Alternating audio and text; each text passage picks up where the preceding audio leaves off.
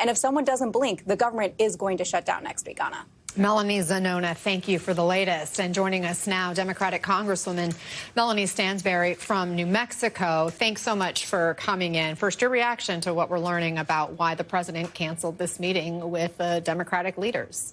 Well, I think if you look at the social media post that he put online, it's just as bonkers as the speech he just gave in front of the UN. First of all, we're 7 days out from the end of the fiscal year, and we had votes scheduled for next Monday and Tuesday. It was already on the congressional calendar, and the Republicans canceled votes. So for them to say that, one, we're going to have a shutdown, two, that it's our fault that a shutdown is going to happen, and three, refuse to negotiate a bipartisan agreement both to fund the government and to save American health care is insane. I mean, this is not good for the economy. This is not good for the American people. This is not good for the functioning of government. The American people want to see their leaders taking the reins, working together, and getting meaningful things done.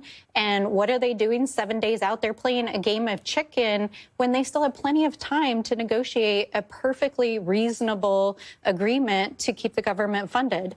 And we know that Republicans haven't been talking with Democrats. We saw that party line vote when the House passed this, what they called a clean CR, to just kind of kick the can down the road when it comes to government funding. It's in the Senate now, so that's where we'll see if there will be a shutdown. Is your anticipation at this point that we're going to head into a shutdown? And do you see an off-ramp at this point?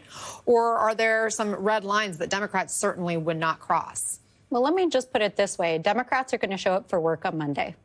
Now, will the Republicans show up? I kind of doubt they will because they've already canceled votes, but we plan to be there in the Capitol. So I think it's going to be very hard for them to claim that they pin the shutdown on us when they've already canceled votes and they control the House, the Senate, and the White House. This is their fundamental constitutional responsibility. Do we want a shutdown? Absolutely not. What we want is to keep the government funded with a bipartisan bill that protects federal programs and restores health care for tens of millions of Americans, because whether you're on Medicaid, Medicare, or you're on the private exchanges that were supported by federal subsidies, you are going to lose health care if we don't address the health care crisis. And so it is fundamentally irresponsible and, frankly, just mean-spirited to the health and well-being of the American people for them to refuse to have a conversation. Let's pivot to what we just heard from the president at the UN General Assembly. I know you're here in New York this week because of it being Climate Week. It's an area of passion for you, and one of the things he touched on there was the climate crisis, but he called it the greatest con job. He said the carbon footprint is a hoax. That was just among the many controversial things he said in front of this UN body. What's your take on what we heard and how it represents the U.S. to the world? Yeah, I mean, I think it's impossible to listen to Donald Trump appearing on the international stage and not think this man is literally unhinged, irresponsible, bizarre, bonkers, ludicrous. I don't even know why his staff are allowing him to stand in front of a mic at this point. It was completely incoherent. And, you know, I have many other, let's say, less polite even responses, but he's completely undermining U.S. authority on the global stage. He's undermining global peace. He's calling into question the purpose of the UN. He canceled UN funding. And here he is lobbying to get a peace prize, and the man is literally cozying up to our foreign adversaries. I mean, it's wildly irresponsible.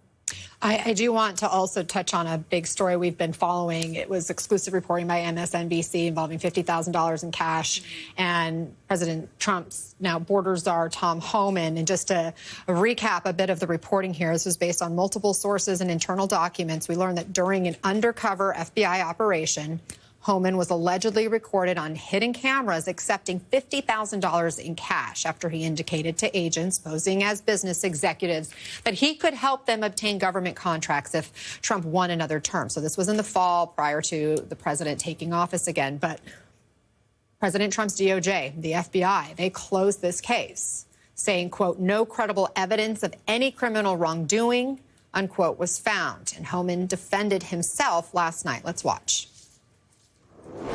Look, I did nothing criminal. I did nothing illegal. And it's hit piece after hit piece after hit piece. And I'm glad the FBI and DOJ came out and said, and said that nothing illegal happened and nothing, no criminal activity. Tom Homan isn't going anywhere. Tom Homan isn't shutting up. And Tom Homan's going to keep doing what he's doing, because working with President Trump's the greatest honor of my life. We're making this country safer again every day, and we're going to keep doing it. The Trump administration has slammed this as politically motivated. That investigation was politically motivated. We should note that Tom Homan isn't in charge of any contracting decisions, but you're on House oversight. Is this case closed? Absolutely not. Tom Homan is committed bribery. The man literally took $50,000 in cash. I love this, in a Cava fast food chain bag, to give government contracts. And while he may not personally be the person signing off on these contracts, we know that he was also lobbying for border security firms. And under the big ugly bill that they just passed, they put billions of dollars for private contracts for border security firms. So even if, Tom Homan hasn't delivered directly, we know that part of what the Trump administration is engaged in is pay to play with private corporations that want to incarcerate Americans and immigrants in this country to make money. And it's very obvious that Mr. Homan is engaged in bribery. And I will say those are the allegations, although he never faced any charges. We know it was an ongoing investigation.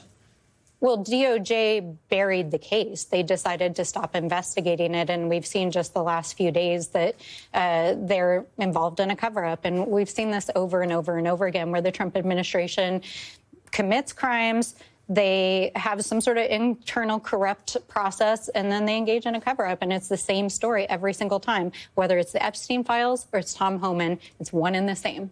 Congresswoman Melanie Stansbury, thank you very much for coming in.